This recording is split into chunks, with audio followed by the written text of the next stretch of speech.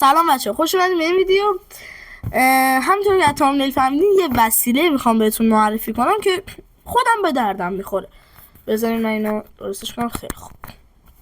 بلیزر این محصول برای چیه؟ برای ورزشکاراست. ببینید معمولا کسایی ازش استفاده میکنن که ورزشکارن یا نفس کم میارن. اگه شما نفس کم میارین حتما بخرید. ببینید یه همچین جعبه ای داره، بازش کنیم.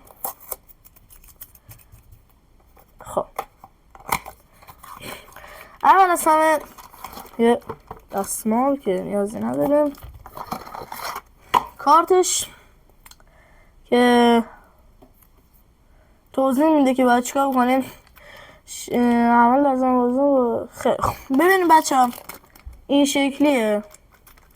اول از همه گفته که چی؟ پس از ضد عفونی کردن قسمت سیلیکونی رو در دهان خود قرار دهید.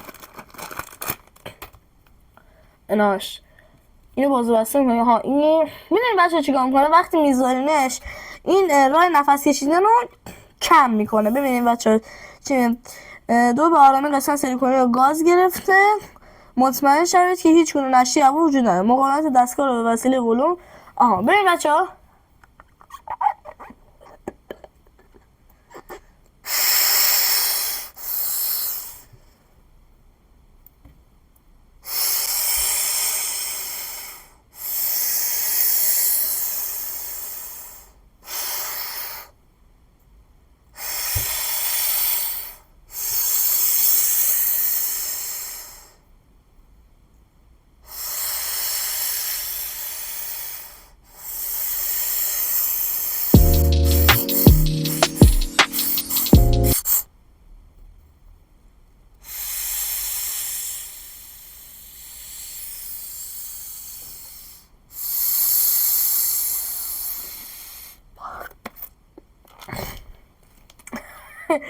خیلی چیز خوبیه، به درد کسایی که ورزش کنن میخوره. مثلا میتونیم باش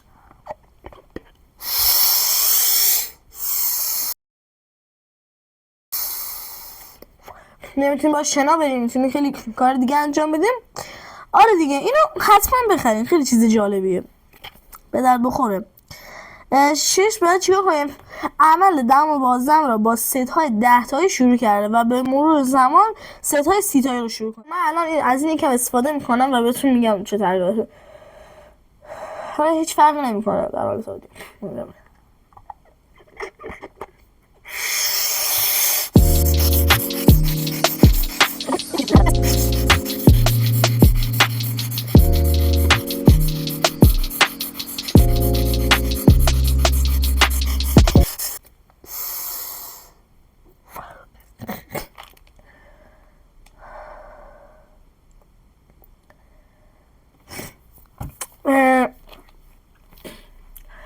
اون چنان تغییر نکرد ولی خیلی خوبه، حس خوبی داره. و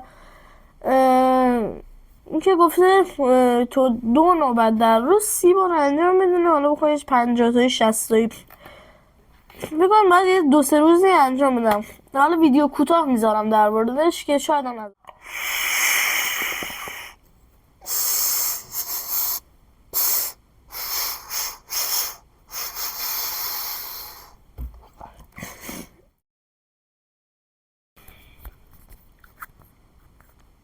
سلام بچه ها، چه خبر؟ اومدم. سلام بچه ها، چه خبر؟ خوب است؟ نه